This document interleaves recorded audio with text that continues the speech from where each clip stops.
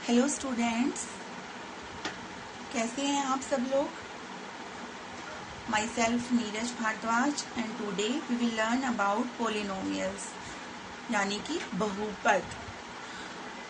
सबसे पहले जो हमारा बहुपद होता है उसके अंदर दो टर्म्स होती हैं, एक चर और एक अचर। ये सब आप 6th क्लास से पढ़ते आ रहे हैं। जैसे कि हमारा ये बहुपद है 6 + 5x + 4x²। इसके अंदर ये जो हमारा 6 है, जो हमारे न्यूमेरिक नंबर्स हैं, ये होते हैं अचर, मीन्स जो कभी नहीं बदलते। और जो हमारे x, y, a, b जो भी अल्फाबेटिकल टर्म्स हैं, ये क्या है हमारे चर, मीन्स वेरिएबल, जिनकी वैल्यूज बदलती रहती हैं। तो सबसे पहले आज हम पढ़ेंगे एक चर वाला बहुपद होता क्या है। ऐसा बहुपद, ऐसा पोलिनोमियल जिसके अंदर केवल एक चर हो। जैसे कि इसके अंदर हमारा दिया हुआ है 3y² + 5y। यहाँ पर हमें y क्या दे रखा है, वेरिएबल, मीन्स चर। तो केवल एक चर में बहुपद है, तो इसीलिए इसे बोलेंगे एक चर वाला बहुपद। यहाँ देखिए t² + 4, इसमें भी एक ही चर है, तो ये भी क्या हुआ, एक चर वाला बहुपद।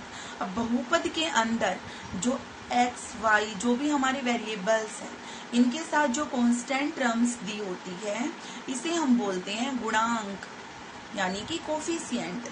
तो यहाँ पर देखो x के साथ क्या लिखा हुआ है, 12। तो x के साथ जो ये 12 लिखा हुआ है, ये क्या हुआ, x का गुणांक। इसी तरह x² के साथ क्या लिखा है, 2।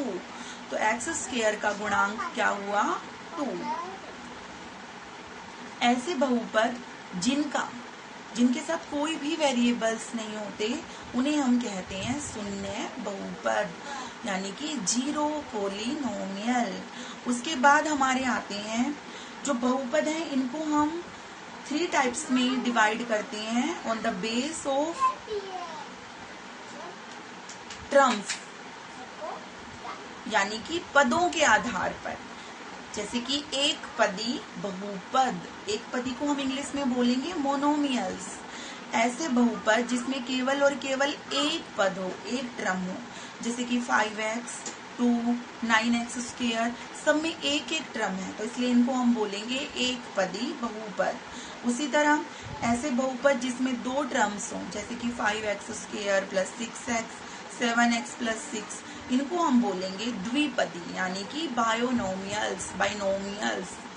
तीसरा है त्रिपदी यानी ट्राइनोमियल्स, ऐसे बहुपद जिसमें 3 पद हो, जैसे कि यहाँ, तो इनको हम बोलेंगे त्रिपदी।